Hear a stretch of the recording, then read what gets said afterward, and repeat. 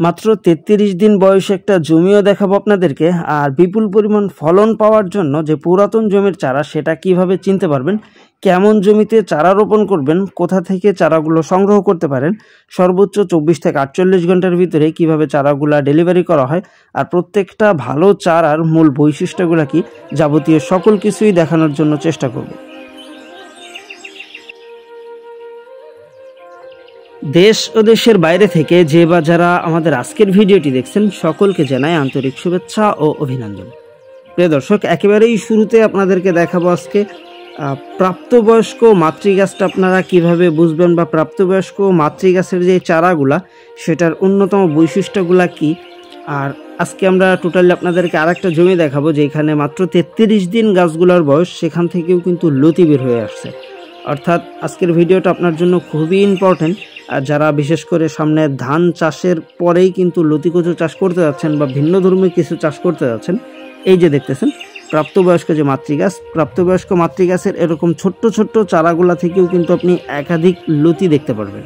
সেক্ষেত্রে অবশ্যই আজকের ভিডিওটা প্রত্যেকটা নতুন চাষির জন্য খুব বেশি মূল্যবান। এই যে দেখতেছেন আমাদের অসংখ্য চারার মজুদ এখানে আছে। আর আজকে বেশ কিছু চারা আমরা ডেলিভারি করব, যেটা সুন্দরবন কুরিয়ারের মাধ্যমে মাত্র ২ টাকা পিসেই কিন্তু আমরা এই সকল চারাগুলো আজকে ডেলিভারি করতেছি। এই যে দেখেন, আমি যদি একটু কাছ থেকে চারাগুলো আপনাদেরকে দেখাই তাহলে বুঝতে পারবেন আসলে প্রত্যেকটা পুরাতন জমির যে চারাগুলো, প্রত্যেকটা চারার গোড়াতেই কিন্তু লতি থাকেই, ২টা একটা এরকম লতি থাকেই। আর এই চারাগুলা যদি আপনি সঠিক জায়গাতে রোপণ করতে পারেন, সঠিক জায়গা বলতে দোআঁশ মাটিতে, মূলত লতিকুচুর চাষটা দোআঁশ মাটিতে সব থেকে বেশি ভালো হয়। আর যাদের বেলে মাটি তারা এই ধরনের চাষ থেকে বেঁচে থাকার জন্য চেষ্টা করবেন, কারণ দোআঁশ মাটিতে চারা রোপণ করতে হয়, প্লাস জমিটা নরম রাখার জন্য চেষ্টা করতে হয়। তাহলেই কিন্তু যে দেখতেছেন এই সকল লতিগুলা কিন্তু আপনার খুবই দ্রুত সময়ের ভিতরে বৃদ্ধি পাবে, প্লাস মাত্র ৪৫ দিনের ভিতরেই লতি আসা শুরু করে। আবার একটানা ১০ মাস পর্যন্ত লতিও পাবেন। তার জন্য আপনাকে চেষ্টা করতে হবে 100% পুরাতন জমির যেই চারাগুলা, সেই চারাগুলা সংগ্রহ করার জন্য। প্রতিনিয়ত আমরা যেহেতু আমাদের চ্যানেলে চারা ডেলিভারি প্লাস লতিকচু চাষের যাবতীয় বিষয়গুলো তুলে ধরার জন্য চেষ্টা করি। এই যে দেখেন, আপনি যদি এরকম পুরাতন জমির একেবারে ছোট্ট সাইজেরও চারা সংগ্রহ করতে পারেন, সেটা থেকেও কিন্তু ফলন পাবেন। আর পুরাতন জমি বলতে যেই জমির মাতৃগাছের বয়সটা ৮ থেকে ১০ মাসের বেশি, সেরকম প্রাপ্তবয়স্ক মাতৃগাছের চারাটা আপনাকে সংগ্রহ করতে হবে। আমি যদি একেবারে কাছ থেকেও দেখা, একটু দেখেন, এই যে দেখতে পাচ্ছেন একেবারে ছোট্ট ছোট্ট যে চারাগুলা, সেই চারাগুলা থেকেও কিন্তু মোটামুটি লতি বের হয়ে আসে। আর এটা সার ওষুধের যে নিয়মকানুনটা অনেকেই জানতে চায়, তা স্বাভাবিকভাবে লতিকচু গাছে সকল প্রকার সারই প্রয়োগ করতে হয়। এটা গাছের কন্ডিশন বুঝে বা আপনার জমির অবস্থাটা বুঝে তারপরে এখানে সার ওষুধের প্রয়োগটা। আমরা সাধারণত ইউরিয়া সারটা ৬০০ গ্রাম হারে, মানে প্রতি শতাংশ প্রতি ব্যবহার করে থাকি। এমওপি সারটা ব্যবহার করা হয় ৫০০ গ্রাম, টিএসপি সারটা ৫০০ গ্রাম। এভাবেই কিন্তু মূলত সারের যে তারতম্যটা এভাবেই ব্যবহার করা হয়। আর বিশেষ কিছু কারণবশত বিশেষ কিছু ধরনের জিনিস আমাদের ব্যবহার করতে হয়। যখন অনেকেরই দেখা যাচ্ছে একেবারে নতুন অবস্থাতে লতিগুলা বড় হচ্ছে না, সেই ক্ষেত্রে আপনি জিব্রিলিক অ্যাসিডটা ব্যবহার করতে পারেন। আবার অনেকেরই দেখা যাচ্ছে যে লতি ছোট অবস্থাতেই লতির মাথা থেকে চারা জন্ম নিচ্ছে, সেরকম সময় আপনার গাছের যেই গোড়ার কাঠ অংশটা, সেটা কিন্তু আপনাকে কাদা দিয়ে ঢেকে দিতে হবে।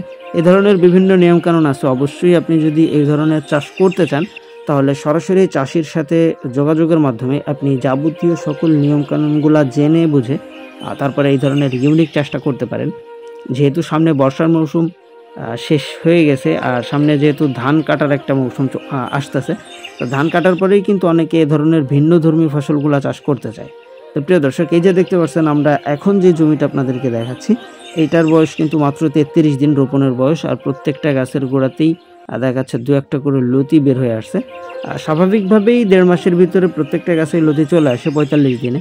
যেহেতু এই গাছগুলার বয়স এখন ৩৩ দিন, আর এমত অবস্থাতে আমরা সকল গাছে লতি দেখতে পারছি না, তবে বেশ কিছু গাছে এখান থেকে লতি দেখা যাচ্ছে। এটা আমার এক ছোট ভাই রোপণ করছিল, আর সেটাই কিন্তু সরাসরি আপনাদেরকে দেখাচ্ছি আজকে। ৩৩ দিন বয়সী গাছগুলা থেকেও লতি আসা সম্ভব। তো এটাই হলো যশোরের লতিরাজ, যেটা বর্তমানে সময়ের সেরা চাষ বলা হয় যশোরের লতিরাজকে। আপনি যদি সঠিক নিয়মকানুন জেনে বুঝে লতিকচু চাষ করতে পারেন তাহলে এখান থেকে বিপুল পরিমাণ ফলন পাওয়া সম্ভব। এই যে দেখতেছেন তার নমুনা, মাত্র ৩৩ দিনেই কিন্তু আমরা বেশ কিছু গাছ থেকে ফলন দেখতে পারছি। আর এই ফলনটা যদি আপনাকে পেতে হয় অবশ্যই চেষ্টা করতে হবে 100% পুরাতন জমির চারাটা সংগ্রহ করার জন্য। যদি রানিং জমির চারা সংগ্রহ করেন সেক্ষেত্রে দেখা যাচ্ছে অনেক কম মূল্য আপনি চারা সংগ্রহ করতে পারবেন, কিন্তু স্বাভাবিকভাবে ফলন আসতে মোটামুটি প্রায় 3 মাস বা 3 মাসের কিছু কম বেশি এরকম সময় লেগে যায়। যার জন্য প্রত্যেক নতুন চাষিকেই আমি অনুরোধ করব, আপনারা যারা এই ধরনের চাষ করতেছেন বা চাষের পরিকল্পনা করতেছেন অবশ্যই 100% পুরাতন জমির চারা দেখে বুঝে তারপরে সংগ্রহ করবেন। সে যেখান থেকেই চারা সংগ্রহ করেন না কেন, লতি কচু চাষ করতে গেলে পুরাতন জমির চারার বিকল্প কোনো চারা নেই। প্রিয় দর্শক, সবাই ভালো থাকবেন, সুস্থ থাকবেন। আল্লাহ হাফেজ।